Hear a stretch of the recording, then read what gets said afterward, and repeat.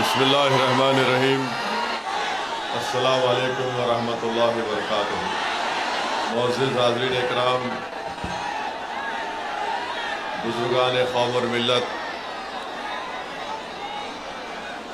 पस पर्दा बैठ कर सुनने वाली मेरी इज़्ज़तदार माँ और बहनों, गयूर नौजवान साथियों, मजलिस इत्तेहादुल मुस्लिमीन के रुकन असम्बली व आमदार धूलिया जनाब फारूक शाह साहब,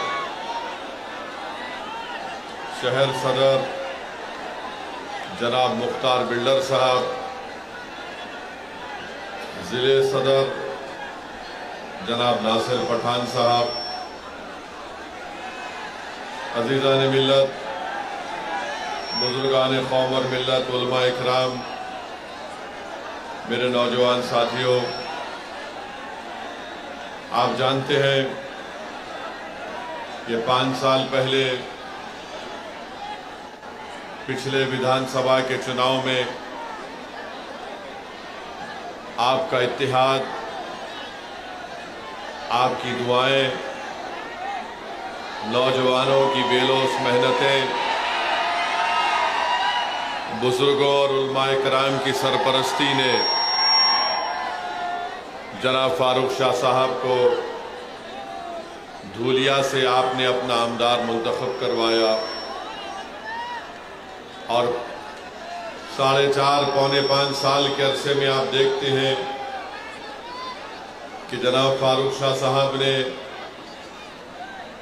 अपनी कामयाबी के बाद धूलिया की विधानसभा में जो विकास और तरक्याती काम करवाए, धूलिया की सियासी तारीख में किसी भी आमदार ने इतने तरक्याती और विकास के काम नहीं करवाए थे जो फारूक शाह साहब ने अपने इस 5 साल की मियाद में करवाए। मेरे अजीज दोस्तों और बुजुर्गों, आप जानते हैं कि विपासना सेंटर प्रबुदा कॉलोनी में और फिर एक नाकाना रोड पर और एक महात्मा फूले नगर में 3 विपासना सेंटर जनाब फारूक शाह साहब ने ये काम मुकम्मल करवाया। इन तीनों की लागत थी 1 करोड़ 70 लाख। फिर बाबा साहेब अम्बेडकर के मुजस्समे को जो नाकाना रोड पर था उसको सही करवाया 20 लाख की लागत से। एक फाइबर डोम की तामीर करवाई कैथोलिक सेमेट्री 12 पत्थर में 25 लाख की लागत से। अंसार नगर में रिजर्वायर बनाया गया 1 करोड़ 30 लाख की लागत से। ऑक्सीजन का प्लांट लगाया गया 80 लाख की लागत से ओल्ड सिविल हॉस्पिटल में। 100 बेड का एक मैटरनिटी वार्ड धूलिया के गवर्नमेंट अस्पताल में 3 करोड़ की लागत से बनवाया। फॉरेस्ट डिपार्टमेंट की बिल्डिंग बनाई गई 14 करोड़ की लागत से। आरटीओ की नई बिल्डिंग 10 करोड़ की लागत से। आदिवासी प्रोजेक्ट की ऑफिस की बिल्डिंग 6 करोड़ 40 लाख की लागत से बनाई गई। आदिवासी बच्चों के लिए स्टूडेंट हॉस्टल 8 करोड़ की लागत से बनाया गया। एडमिनिस्ट्रेटिव वर्कशॉप एपी इंस्टीट्यूशन का 14 करोड़ की लागत से बनाया गया। एकवीरा देवी टेम्पल की खूबसूरती का काम करवाया गया 3 करोड़ की लागत से। महर्षि Dada Saheb Rawal government technical college की लाइब्रेरी बिल्डिंग और बाउंड्री वॉल बनाई गई 12 करोड़ की लागत से। फिर श्री भाऊ साहब मेडिकल कॉलेज के रेजिडेंट ऑफिसर का घर बनाया गया 12 करोड़ की लागत से। पुलिस हेडक्वार्टर में शहीदों का एक मेमोरियल और रोड बनाई गई 6 करोड़ की लागत से। एडिशनल डिस्ट्रिक्ट हॉस्पिटल बनाया गया 9 करोड़ की लागत से। फिर धूलिया की जेल को बनाया गया 2 करोड़ की लागत से बिल्डिंग को। फिर मेन एडमिनिस्ट्रेटिव बिल्डिंग करीब 47 करोड़ की लागत से। फिर डिग्री क्लासरूम बनाई गई भाऊ साहब गवर्नमेंट मेडिकल कॉलेज में 7 करोड़ की लागत से। मेडिकल कॉलेज में लाइब्रेरी बनाया गया, पानी की टांकी बनाई गई और पोस्टमार्टम करने की बिल्डिंग करीब 15 करोड़ 30 लाख की लागत से। फायर स्टेशन MIDC धूलिया में बनाया गया 16 करोड़ की लागत से। पानी की सप्लाई MIDC धूलिया में 37 करोड़ की लागत से काम मुकम्मल हुआ। अक़लियतों के इलाकों में कब्रिस्तान जो की दीवार मुगलई कब्रिस्तान है उसको बनाया गया। फिर अंसार नगर का रिजर्वायर बनाया गया। एम्यूजमेंट पार्क सर्वे नंबर 436 में 5 करोड़ की लागत से बनाया गया। बड़ा मोमिन कब्रिस्तान की दीवार बनाई गई 50 लाख की लागत से 1 करोड़ की लागत से। फिर अनजान शाह दरगाह और कब्रिस्तान में 2 करोड़ की लागत से काम करवाया गया। 40 गांव रोड पर कब्रिस्तान की दीवार 75 लाख से बनाई गई। सीमेंट रोड, वजदाई रोड, कसबवाड़ा मस्जिद आगरा रोड पर 11 करोड़ की लागत से बनाई गई। फिर एक चौरस्ता बनाया गया यूनिटी सर्कल इत्तेहाद के नाम पर 30 लाख की लागत से। फिर कंपाउंड वॉल बनाई गई फकीर समाज पंचमंडल कब्रिस्तान में 30 लाख की लागत से। फिर पानी की सहूलतें दरगाह सोनगीर में बनाई गई। कब्रिस्तान की दीवार और रोड बनाई गई। मुराना पीर नेर में स्ट्रीट लाइट डाली गई। पानी का इंतजाम किया गया।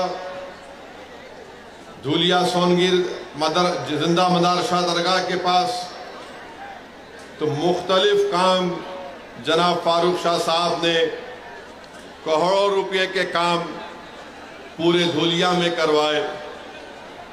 अब आपके सामने ये है कि एक शख्स को जो धूलिया की आवाम ने अपना आमदार बनाया, आपके सामने बीजेपी का उम्मीदवार है, आपके सामने उद्धव ठाकरे का उम्मीदवार है और आपके सामने एक और उम्मीदवार है जिसका काम सिर्फ आपके इत्तेहाद को कमजोर करना है। मैं जानना चाहता हूं और मुझे यकीन है कि धूलिया की आवाम जो 5 साल में फारूक शाह ने डेवलपमेंट के काम करवाए, अब बीजेपी के उम्मीदवार के बारे में मुझे कोई बता रहे थे कि वो ये पुकार कर कह रहा है कि मैं मस्जिदों को ऐसा कर दूंगा। वो पुकार कर कह रहा है कि मुझे इनके वोट की जरूरत नहीं है। क्या क्या अनाप शनाप बीजेपी का कैंडिडेट बक रहा है। फिर उसके बाद जो आप देखें कि शिवसेना उद्धव ठाकरे का कैंडिडेट है, माशाल्लाह वो किसी एक जगह टिकने वाले नहीं है।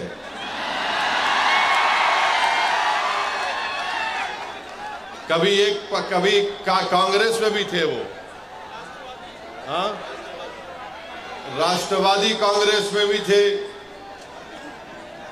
फिर बीजेपी में भी गए। अब उनको नजर आया कि उद्धव ठाकरे को पकड़ लूंगा, वहां पकड़ लिए।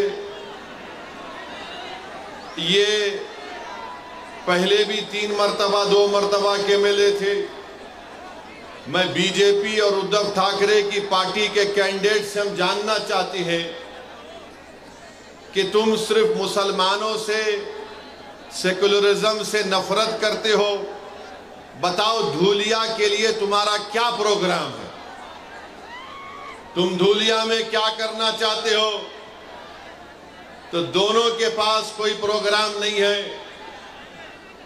दोनों यही चाहते हैं कि कुछ भी हो जाए, फारूक शाह दोबारा कामयाब ना हो। इनको एक ही चीज, रातों की नींद इनको हराम कर दी कि 5 साल में फारूक शाह ने कैसे इतने करोड़ों रुपए के काम मंजूर करवा कर लाया। जो काम आज उद्धव ठाकरे का जो उम्मीदवार है वो 3 मर्तबा कामदार है, मगर वो कुछ काम नहीं कराया। आज जो बीजेपी का उम्मीदवार है वो तो सिर्फ नफरत की बात करता है, वो तो सिर्फ दिलों को तोड़ने की बात करता है। उसके पास जनता के विकास के लिए, धूलिया की तरक्की के लिए कोई बात उनके जबान पर नहीं आती। 5 साल में इस शहर में, इस विधानसभा में अमन रहा। यहां पर हिंदू मुसलमान के झगड़े नहीं हुए। यहां पर दलितों पर उनको इंसाफ दिलाने की फारूक शाह ने पूरी कोशिश की। आदिवासियों को उनका मुकाम दिलाने के लिए फारूक शाह ने मेहनतें की। धंगरों को उनका जायज मुकाम दिलाने के लिए फारूक शाह ने मेहनतें की। और हम आज भी कह रहे हैं कि महाराष्ट्र में जहां पर मुसलमानों में जो वो 13 जितनी कास्ट हैं उनको आरक्षण मिलना चाहिए, क्योंकि बॉम्बे हाई कोर्ट ने उसको मंजूर किया। हम वहीं पर कहते हैं कि हमारे मराठा भाई बहनों को भी आरक्षण मिलना चाहिए, हम उसके खिलाफ नहीं है। अब आप बताइए किस बुनियाद पर फारूक शाह की मुखालिफत करने ये लोग आ रहे हैं? मैं आपको बताना चाहूंगा मेरे अजीज दोस्तों और बुजुर्गों, फारूक शाह ने सिर्फ मुसलमानों का काम नहीं किया, फारूक शाह ने मुसलमानों का काम किया, हिंदू भाई बहनों का भी काम किया, दलितों का भी काम किया, हमारे बौद्ध मजहब के मानने वालों का काम किया, कोली बरादरी का काम किया, धंगर बरादरी का काम किया। ये काम मराठाओं के लिए फारूक शाह ने काम किया। मगर बीजेपी और शिवसेना के पास एक ही फार्मूला है, बस गाली दो तो ओवैसी को और फारूक शाह को गाली दो और उन दोनों के नाम पर वोट हासिल करो। अरे तुम कब तक मेरा नाम लेकर, तुम कब तक फारूक शाह का नाम लेकर वोट लोगे? अरे क्या तुम्हारे घर में कोई और नहीं दिख रहा हमारे सिवा तुम लोगों को? तुम्हारी पार्टी में कोई नजर नहीं आ रहा तुम लोगों को? नहीं, खाली ओवैसी को गाली दो, फारूक शाह को गाली दो, जितना गाली देना है गाली दो। मगर धूलिया की जनता ने देख लिया कि फारूक शाह ने जो काम किया वो काम धूलिया की तारीख में कोई विधायक, कोई आमदार नहीं किया था, सबका काम किया। बीजेपी आकर बोलेगी, मोदी जी बोलते हैं सबका साथ, सबका विकास, मगर आप बताइए, मैं पूछना चाहता हूं यहां के मुख्यमंत्री शिंदे से, फडणवीस से, ये हमको बताइए कि महाराष्ट्र से ये ड्राई पार्क का प्रोजेक्ट जो 3000 करोड़ का था वो गुजरात क्यों चला गया? बताओ शिंदे साहब, ये ड्राई पार्क का प्रोजेक्ट 3000 का कैसे गुजरात चला गया? बताओ मोदी जी, जो महाराष्ट्र को आकर अब चुनाव में शुरू कर देंगे लंबा लंबा फेंकना। ये टाटा एयरबस का प्रोजेक्ट 22,000 करोड़ का वो महाराष्ट्र से चला गया। वेदांता फॉक्सकॉन का प्रोजेक्ट 1,50,000 करोड़ का महाराष्ट्र से चला गया। ये मेडिकल डेवलपमेंट पार्क जो 424 करोड़ का था वो महाराष्ट्र से चला गया। आखिर हो क्या रहा है महाराष्ट्र में? ये देश का दूसरा बड़ा प्रदेश है। यहां पर किसानों का हाल ये करके रख दिया कि आज किसान के बेटे की शादी नहीं हो पा रही है महाराष्ट्र में, और अगर वो किसान मराठा रहे तो उसको और परेशानी हो रही है। इसीलिए मराठा लड़ रहा है आरक्षण के लिए। बताओ आखिर बीजेपी ने क्या दिया है महाराष्ट्र के लिए? अब मोदी जी आकर बोलेंगे मैं यूसीसी लगा दूंगा महाराष्ट्र में। आप देखना बीजेपी आकर बोलेगी नहीं नहीं, हम महाराष्ट्र में यूनिफॉर्म सिविल कोड को लाएंगे। हम पूछना चाह रहे ये टाटा एयरबस का प्रोजेक्ट कहां गया? तो मोदी जी बोलेंगे यूसीसी ला लूंगा। जब महाराष्ट्र का मराठा पूछ रहा है, महाराष्ट्र का किसान पूछ रहा है आज हम इतने परेशान क्यों हैं, आज हम इतने गरीब क्यों हैं, मखरूज क्यों हैं, तो मोदी जी बोलेंगे भाइयों बहनों लव जिहाद हो रहा है। आप बताइए महाराष्ट्र में इतना बड़ा प्रदेश, मगर इसके बारे में बीजेपी के पास कोई प्रोग्राम नहीं है। आप देखते हैं कि महाराष्ट्र में बाबा सिद्दीकी का कत्ल कर दिया गया, गोली मारकर मुंबई में बाबा सिद्दीकी को गोली मार दी गई। क्या हो रहा है महाराष्ट्र में कि 3 बार का एमएलए बाबा सिद्दीकी उसको गोलियां मार देते हैं, 6-6 गोलियां मारते हैं। बताओ नरेंद्र मोदी, बताओ अमित शाह, बताओ शिंदे, बताओ फडणवीस, कैसे बाबा सिद्दीकी की मौत हो गई? अरे बताओ अजीत पवार, वो तो तुम्हारी पार्टी का था, तुम अपनी पार्टी के आदमी को नहीं बचा सकोगे तो तुम अपने आप को कैसे बचाओगे? नहीं नहीं, हम इतने दिन में पकड़ के दिखाएंगे। किसको पकड़े तुम? कहां है असल करने वाला? तो हर 2 दिन को मीडिया में आता पुलिस वहां गई, पुलिस यहां गई, पुलिस वहां गई। अरे क्या महाराष्ट्र की पुलिस बड़ी काबिल पुलिस है। महाराष्ट्र के पुलिस का इंटेलिजेंस नेटवर्क बहुत स्ट्रांग है, मगर क्योंकि मोदी का राज है इसलिए महाराष्ट्र की पुलिस को कमजोर करके रख दिया गया। और इसी कमजोरी की वजह से आज आप देखते हैं कि जुल्म पे जुल्म हो रहा है, जुल्म पे जुल्म हो रहा है। बाबा सिद्दीकी को क्यों मारा गया? किसी के पास जवाब नहीं है। कोई बोलता है कोई जेल में बैठा है उसने मार दिया, कोई बोलता है नहीं वो फुला झगड़ा था उसने मार दिया। अरे सवाल ये पैदा होता है कि मारने वाले के पीछे दिमाग किसका है? वो दिमाग कौन है? तो बोलेंगे नहीं नहीं हम देख रहे हैं, कोशिश कर रहे हैं। मेरे अजीज दोस्तों और बुजुर्गों, महाराष्ट्र में कोई एक उठ के बोलता है बीजेपी का नेता मैं मस्जिद में घुस के मारूंगा। अब आप बताइए, उस पे केस तो बुक हो गया, मगर बोल रहा है मस्जिद में घुस के मारूंगा। आखिर महाराष्ट्र में इतनी छूट कैसे मिल गई इन लोगों को कि कोई एक समुदाय के मजहबी जगह के बारे में कहता है कि मैं मस्जिद में घुस के मारूंगा। आखिर क्या करना चाहते हैं महाराष्ट्र को ये लोग?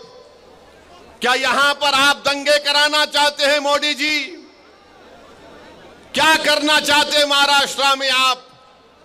फिर कोल्हापुर की मस्जिद की बेहुरमती कर दी गई। आखिर क्या हुआ वहां पर? कौन है उसके पीछे? फिर आप ये भी देखते हैं कि कोई एक फुला शख्स है,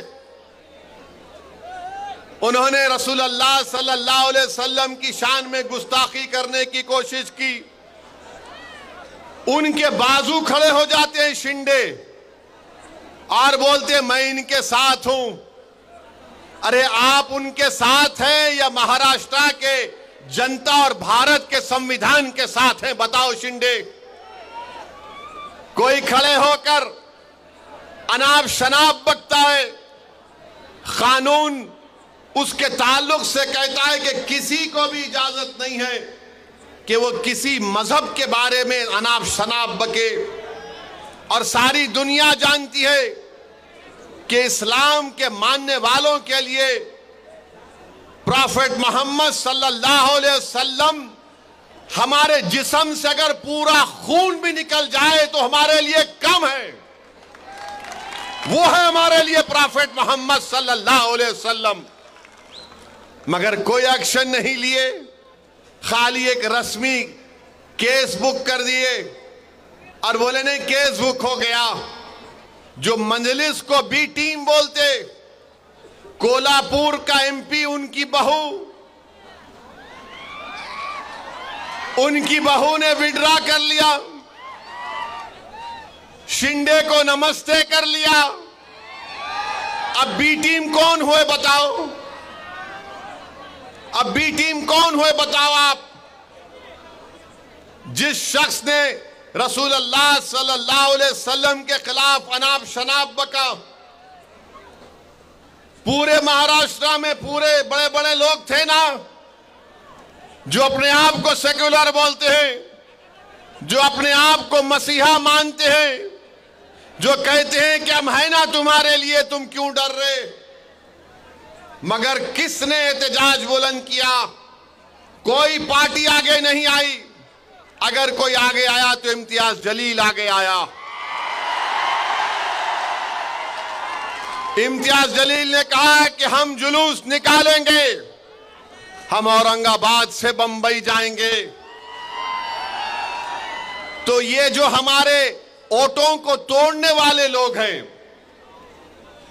जो पीछे से भी वार नहीं करते, जो सिर्फ साजिश करते हैं, वो बोले नहीं नहीं कुछ नहीं होगा, ये ऐसा ही बयान दे दिया, कुछ नहीं होगा, कोई नहीं आएगा, कहां से कोई गाड़ी लाकर आएगा, अरे ये तो मजलिस ने एक शोशा छोड़ दिया, कुछ नहीं होगा। लोग हमको भी फोन करके बोलते थे। मैंने उन नौजवानों से कहा कि जब तारीख का ऐलान हो चुका है, अब हम वापस नहीं जाने वाले हैं। बात शुरू हो गए, नहीं नहीं मजलिस दंगा कराना चाहती है, मजलिस दंगा कराएगी। हमने कहा दंगा कराने के लिए हमने कॉल नहीं किया।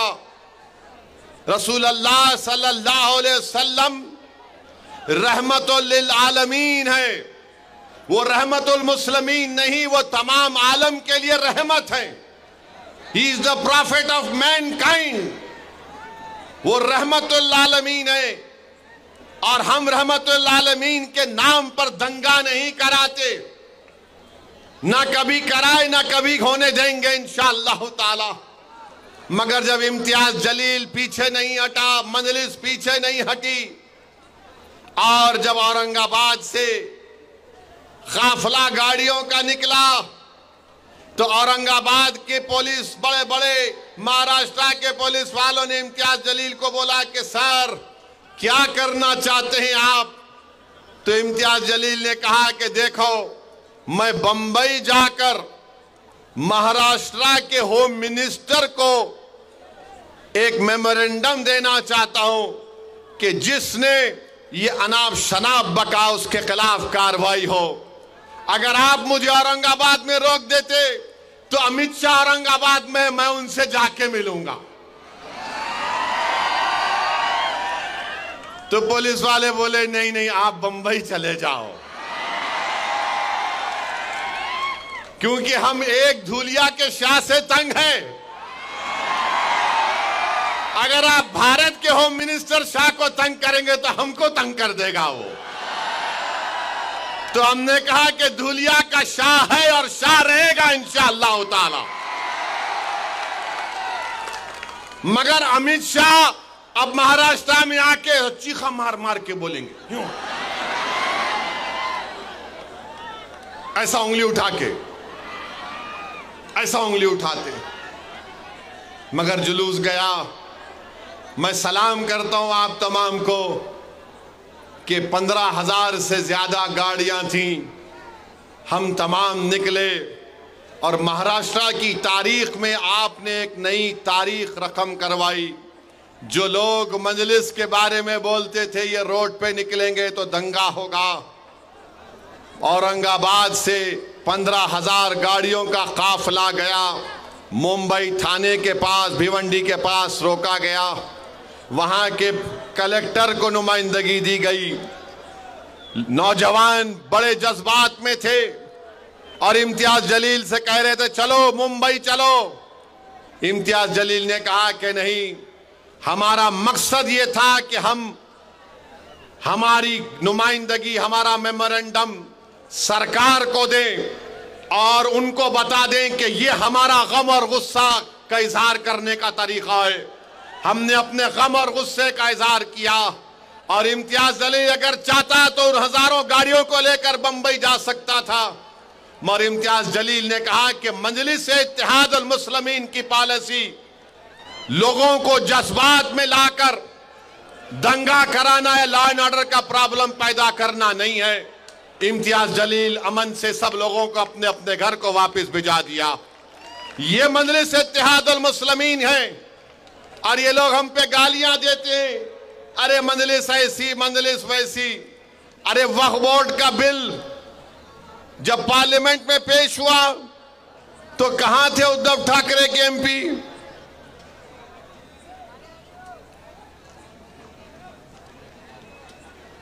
मेरे भाई, जब वक्फ को खत्म करने का बिल पार्लियामेंट में पेश हुआ, उद्धव ठाकरे के एमपी तो नहीं थे। पार्लियामेंट का रिकॉर्ड निकाल कर देख लो और पूछो ये कैंडिडेट से, ये जो उद्धव ठाकरे का कैंडिडेट है इससे पूछो ये वक्फ का बिल जो पार्लियामेंट में लाया गया इसके बारे में तुम्हारी राय क्या है? वो बोलेगा नहीं बहुत अच्छा है, छीन लेना चाहिए। ये बीजेपी के उम्मीदवार से पूछो आप तेरी राय क्या है, वो बोलेगा बहुत अच्छा है, छीन लेना चाहिए। यानी दोनों की राय एक ही है। मुझे कोई बता रहे थे कि उद्धव ठाकरे का जो कैंडिडेट है, जब आरएसएस के मोहन भागवत उनके घर पे गए थे, मोहन भागवत उद्धव ठाकरे के कैंडिडेट के घर पे जाके चाय नहीं बल्कि अच्छा खासा बैठकर आए। अब आप बताइए, हमको इल्जाम लगाते हम बी टीम है, ये बीजेपी के उम्मीदवार साहब हैं, अभी चुनाव लड़ रहे, एक से एक बात करते हैं, अनाप शनाप बकते हैं। मकसद क्या है कि इलेक्शन को हिंदू मुस्लिम बना दो, धूलिया की गरीब जनता की बात ना हो, मराठा रिजर्वेशन पे बात ना हो। तुमने धंगरों को जो धोखा दिया एसटी में डालकर, चुनाव के बाद देखना वो कोर्ट स्टे लगा देगी उस पर। इन दोनों का मकसद एक ही है कि हिंदू मुस्लिम का इलेक्शन करा दो, उसके बाद देखा जाएगा। मुझे यकीन है कि यहां की जनता ना बीजेपी को इसमें कामयाब होने देगी, ना उद्धव ठाकरे के कैंडिडेट को इसमें कामयाब होने देगी। चुनाव होगा तो ये काम फारूक शाह ने किया, बताओ तुम क्या करना चाहते हो? हमने ये काम किया, बताओ तुमने 3 बार तुम विधायक बने, तुमने क्या किया? और मुझे बता रहे थे कि उद्धव ठाकरे के कैंडिडेट कैसे बात करते, फारूक साहब ने बड़ा अच्छे तरीके से दिखा दिया। अरे आप अंदाजा लगाइए, कोल्हापुर की मस्जिद में जब बेहरमती की गई तो यहां से निकलकर आमदार साहब फारूक शाह साहब वहां पर गए और फिर यहां पर धूलिया में एक पुरअमन बंद का भी एहतजाज किया गया था। मेरे अजीज दोस्तों और बुजुर्गों, मैं आपको ये बताना चाह रहा हूं कि महाराष्ट्र की विधानसभा में हर समुदाय का एक आमदार है। मराठाओं के भी आमदार है, अपर कास्ट के भी आमदार हैं, हर समाज का एक आमदार है। जितनी उनकी आबादी उतना उनका हिस्सा है।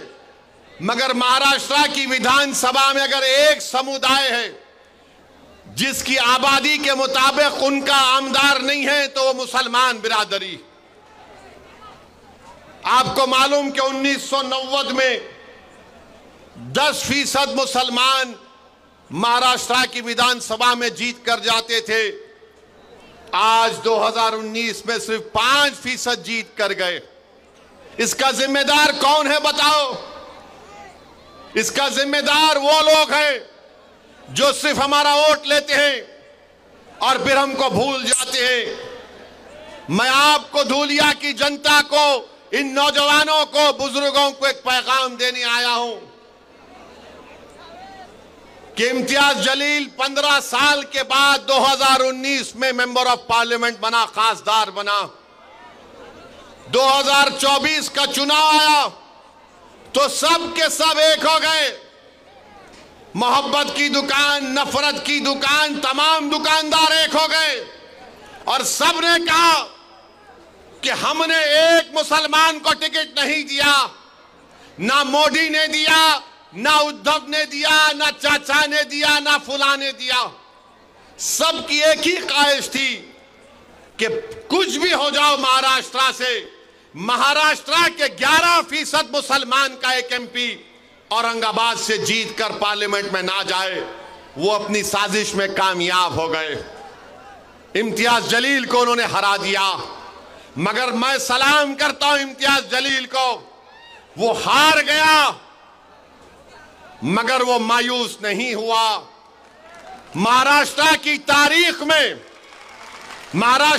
तारीख में कोई एमपी का इलेक्शन हारने के बाद भी जब नामूस से रिसालत का मसला आया तो इम्तियाज जलील ने कहा कि सब्ज गुंबद के मकी की गुलामी का हक अदा करने के लिए एमपी बनना जरूरी नहीं है, गुलामी का हक अदा करना पड़ेगा। मैं गुलामी का हक अदा करूंगा।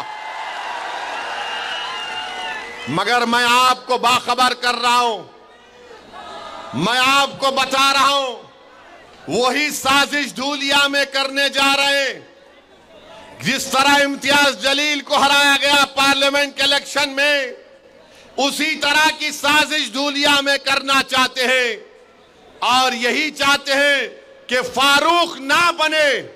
मगर मुझे यकीन है कि धूलिया के हमारे हिंदू भाई, धनगर भाई, दलित भाई, आदिवासी भाई, मराठा समाज के लोग बीजेपी और आरएसएस और उद्धव ठाकरे को इस साजिश में कामयाब होने नहीं देंगे इंशाअल्लाह ताला। क्या आप इनको कामयाब होने देंगे? क्या आप इनको कामयाब होने देंगे? जिस तरह इम्तियाज जलील के खिलाफ साजिश की गई थी पार्लियामेंट में, क्या आप इनको हराएंगे या आप उनको कामयाब करेंगे? आप उनको नाकाम करेंगे? कितने लोग उनको नाकाम करेंगे? हाथ उठाओ। बिल्डिंग पर भी खड़े हुए लोग हाथ उठाओ। आप 20 तारीख को उनको हराएंगे, फारूक शाह को कामयाब करेंगे, आप नफरत का खात्मा करेंगे, आप धूलिया को कामयाब करेंगे, तो फारूक शाह की कामयाबी धूलिया की कामयाबी होगी इंशाअल्लाह ताला। और याद रखो नौजवानों, 20 तारीख आते आते बहुत से हजरत इबलीस के साथी आने वाले हैं। बहुत से साथी आने वाले हजरत इबलीस के, खबीस के साथी आएंगे, आके बोलेंगे एक जीत गया तो क्या होता, बोलेंगे एक दो जीत गए तो क्या होता। तो उनको आप बोलना, हमारा एक ही है भारत की पार्लियामेंट में, पूरों पे भारी है, पूरों पे अल्हम्दुलिल्लाह। ये एक फारूक है, एक नहीं बल्कि अब के बहुत कामयाब होंगे इंशाअल्लाह ताला मजलिस के।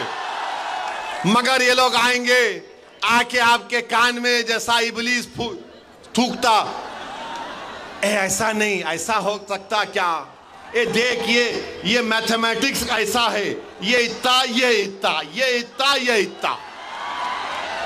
फिर बाज आके बोलेंगे तेरे को कितना चाहिए बोल देता हूं। बहुत लालच देंगे। अगर लालच दे रहे तो ले लो, मिठाई खा लो, मगर 20 तारीख को डकार लेकर बोलना नाम तो पतंग पे ही पड़ेगा बटन। कोई बात नहीं, मिठाई खाना, मीठा खाना अच्छा है, बुरी बात नहीं है। मिठाई खाओ, क्या क्या खिलाते खाओ, मगर याद रखो तुमको 20 तारीख को पतंग को ही बटन दबाना है। तुमको जिस तरह इम्तियाज जलील को धोखा देकर शिकस्त दी गई, उसका जमहूरी तरीके से आपको यहां पर संविधान के दायरे में रहकर बदला लेना है। और फारूक शाह माशाअल्लाह बड़े काबिल हैं। मैं आज तक नहीं समझ पाया कि 5 साल में कितने 500 करोड़ लाया, 1300 करोड़। ये कौन सा वजीफा फारूक शाह पढ़ के आते नहीं मालूम। 1300 करोड़ खाली 5 साल में। ये क्या नाम है ये उद्धव ठाकरे कैंडिडेट का?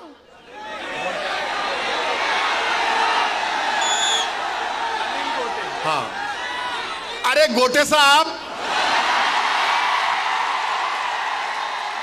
ये तीन बार कहेंगे, तुम 3 बार के आमदार हो, तुम 13 करोड़ का काम नहीं करा है यहां पर। 3 बार का आमदार है, 13 करोड़ के काम नहीं करा है धुलिया के विकास के लिए। फारूक शाह 5 साल में 1300 करोड़ करा दिए। अब बीजेपी के उम्मीदवार है, अब उन्होंने तो खाली गाली दे रहे मेरे को, ये ऐसा वो ऐसा, वक्फ का हम वो ले लेंगे, हम मस्जिद ले लेंगे, हम कब्रिस्तान ले लेंगे, हम खानखा ले लेंगे, हम फुला ले लेंगे। अरे भाई साहब, आप क्या क्या लेना चाहते, क्या क्या लेना चाहते आप? याद रखो हम भी ले सकते, तुम्हारी याद रखो। आओ 20 तारीख को हम लेंगे, क्या लेंगे वो तुमको मालूम। 20 तारीख को हम लेंगे, क्या लेंगे? धुलिया की सीट फारूक शाह के लिए लेंगे इंशाअल्लाह ताला।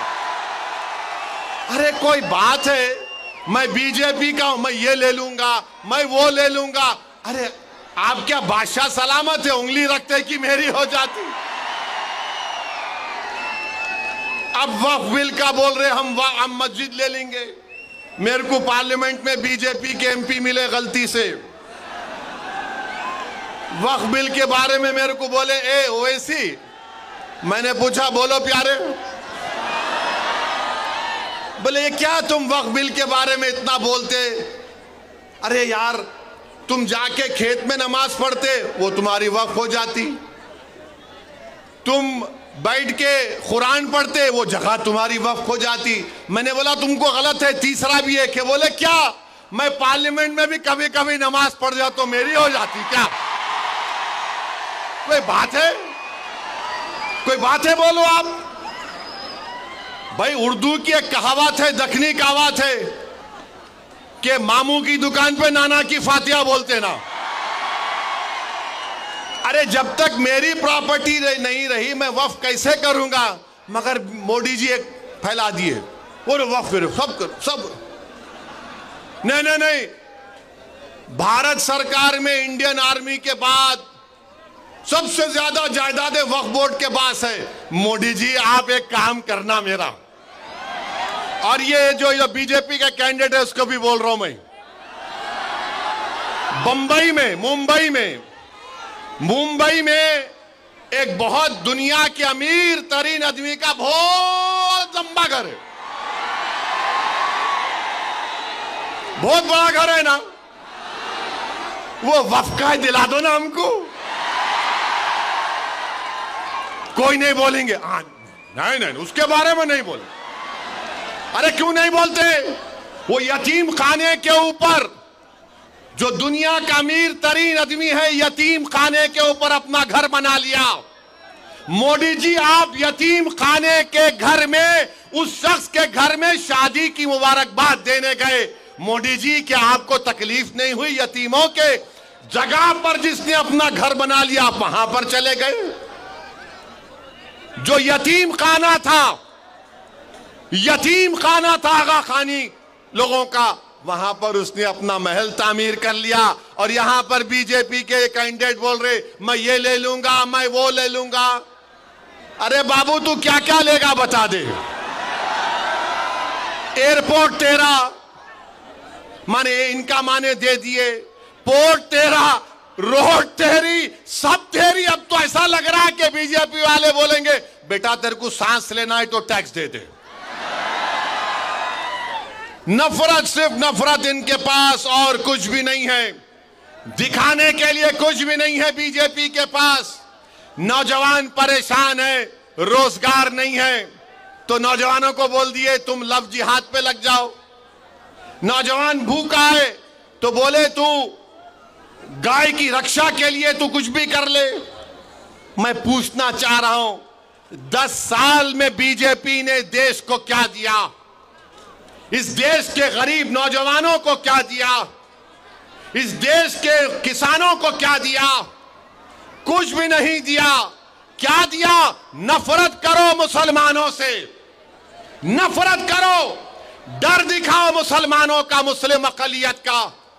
अरे संविधान में तो सब बराबर है नरेंद्र मोदी, मगर आप नफरत पैदा करके महाराष्ट्र में वोट हासिल करना चाहते हैं। दिखाने के लिए कुछ भी नहीं है, कुछ भी नहीं है दिखाने के लिए। और मेरे अजीज दोस्तों और बुजुर्गों, मैं आपको आखिर में एक बात बोलना चाहूंगा कि धूलिया का जो पार्लियामेंट का इलेक्शन हुआ था, धूलिया का जो पार्लियामेंट का इलेक्शन हुआ था, आपने किसको वोट दिया था भाई? ताई को वोट दिया था ना, आपने दिया था ना? शर्माना नहीं, दिए तो सर सीना मार के बोलना, दिए थे ना। उन्होंने कैसा जीते, कैसा जीते उन्होंने? किसके? अच्छा, और फिर ऐसा पूछ, किसकी वोट की वजह से जीते? किसकी वोट की वजह से जीते? अरे नाम लेके बोलो, किसके वोट की वजह से जीते?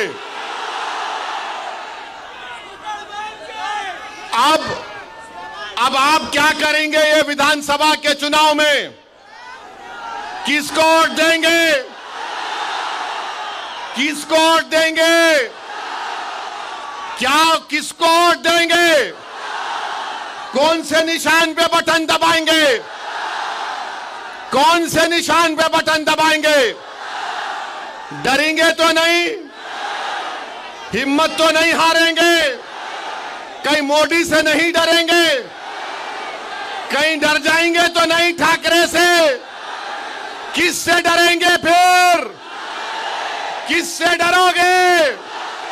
हिम्मत बुलंद रखोगे? 20 तारीख को बटन दबेगा पतंग पर, बटन दबेगा पतंग पर। अभी आधी बात बोला, 17 को फिर आ रहा हूं तंग करने इसको। अभी खत्म नहीं हुआ। हाँ, इनको बोलूं, उनका बेटा बोल रहा फारूक शाह को बाजू खड़ा करो। इन्हों बहुत ज्यादा ही खड़े हो गए। इन्हों 5 साल में इतना काम कराए कि वो बेचारे दोनों उद्धव ठाकरे का और बीजेपी का सोच रहे अब क्या जवाब देंगे। मगर मेरे भाई, आपसे मेरी गुजारिश है, माँ और बहनों से गुजारिश है कि अगर आप अपना एक एक वोट का सही इस्तेमाल करेंगे तो धूलिया की कामयाबी होगी। ये फारूक शाह की कामयाबी नहीं, धूलिया की कामयाबी के लिए, धूलिया के अमन को मजबूत करने के लिए, धूलिया के भाईचारगी को मजबूत करने के लिए मेरी आप तमाम से अपील है कि फारूक शाह को आप अपना आमदार दोबारा बनाइए। आप बनाएंगे ना इंशाअल्लाह ताला? इस शेर को कामयाब करिए आप। मैं आपको बता रहा हूं, महाराष्ट्र में कोई हुकूमत नहीं बनाएगा जब तक फारूक शाह उसका साथ नहीं देगा। इंशाअल्लाह ताला कोई हुकूमत नहीं बनाएगा। आप अब की बार और ज्यादा काम धूलिया में होगा। इंशाअल्लाह 17 तारीख को आपसे मुलाकात होगी। मेरे साथ नारा लगाइए, 20 तारीख के दिन पतंग को और दो, पतंग को, पतंग को, पतंग को, पतंग को। धूलिया जिंदाबाद, धूलिया जिंदाबाद, नफरत मुर्दाबाद, मोहब्बत जिंदाबाद। जोर से बोलो, मोहब्बत जिंदाबाद। अस्सलाम वालेकुम।